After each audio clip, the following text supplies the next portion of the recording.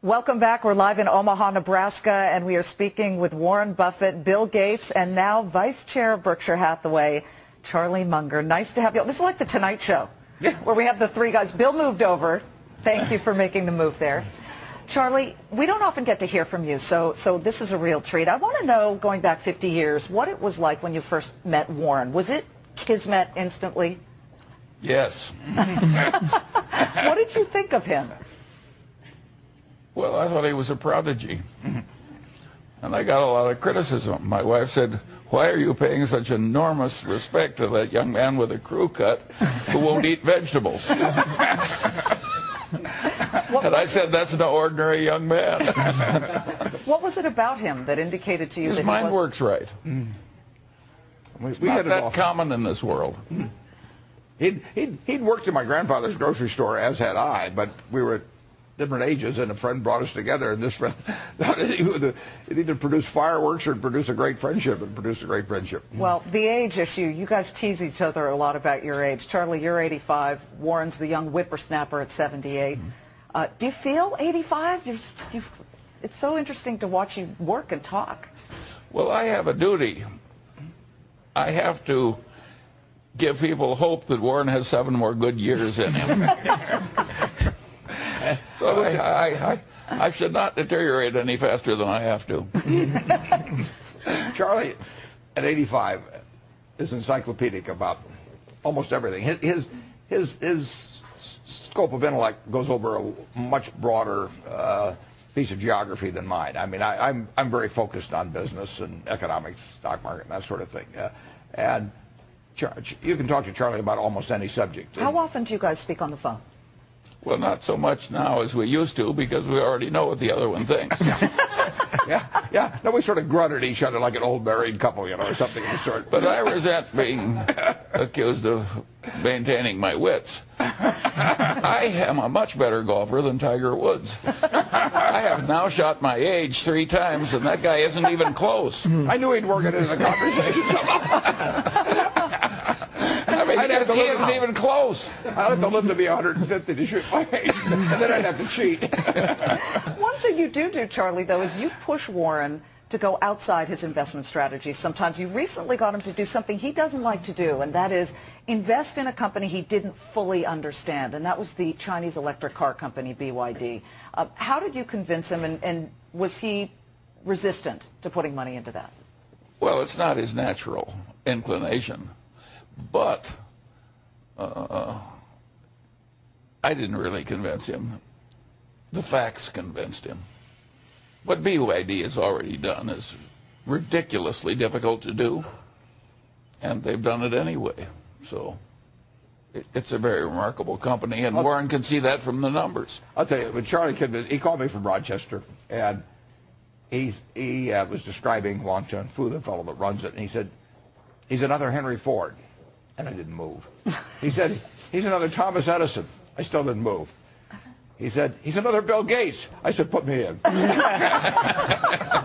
Bill, would you buy a BYD car if you had the opportunity? Well, I think, BYD's got a very interesting car. We all had a chance to drive it over the weekend. You can't hear anything because it's electric. Does that freak you out a little bit? Well, they might have to put some extra noise in just so pedestrians know that you're coming. Sure. But it's, it accelerates well, and their progress is quite impressive.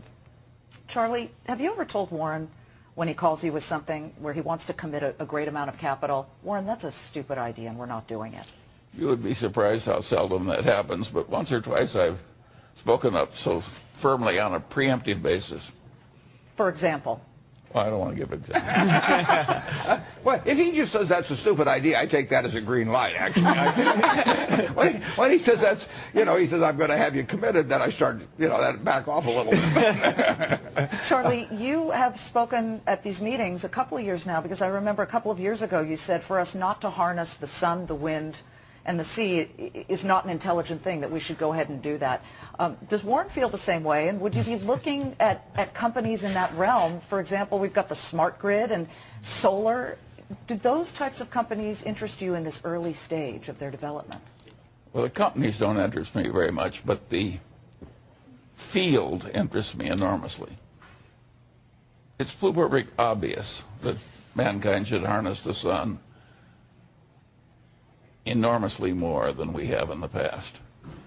And it's perfect obvious that we should have a much better electricity grid.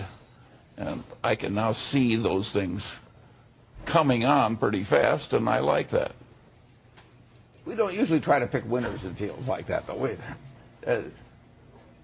Something like that it's very hard to pick the winners in, but we think society has a big interest in it being developed. But we would not have been probably able to pick the winning auto company, 100 years ago. But Bill, these are different ways of doing business in the high tech world, in the .com and online world. It's just get in, first in wins, scoop it up if there's a chance, even in the nascent stages. Well, I'm not sure it's really who's first. There are some people who have the right characteristics. And when Charlie met Wan Zhanfu, he thought, hey, this is a person who's got those characteristics. The culture of the company is right. They're on the learning curve. And so it's a bet on that person.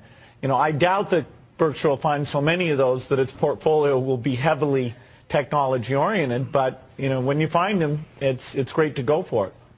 Berkshire has significant positions in newspapers. So this is to the two board members sitting here. Buffalo News and the Washington Post. This is not an expanding and growth sector now. Obviously, newspapers are in big trouble. Is there a point where you turn to Warren and say, this is a shrinking sector. It's not working anymore. We need to get out. Charlie? Well, Warren already knows that. We don't need to talk about what we already both know.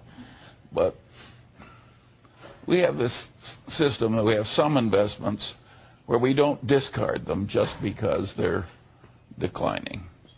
So we aren't perfect Jen Rummy type capitalists that are just always discarding, always adding. We have some things that we're faithful to. We're married, so to speak. And we're married to these things, and we will play out the hand. At our age, we have to be somewhat tolerant of declining curves. I mean, you have to understand that. We think a body in decline is to be admired. Right. Bill? Particularly if they're handling it well. Well, the Washington Post, of course, is a great company with the newspapers and many other things, and they're looking at how they can move into the new world. They're doing some very interesting things. Buffalo News, I think, has handled the challenges working with their unions, figuring out how to push forward as well as any newspaper company. And this idea of being loyal to the companies that you buy 100% of, that's part of the Berkshire franchise. And people who create companies really value the commitment that gets made.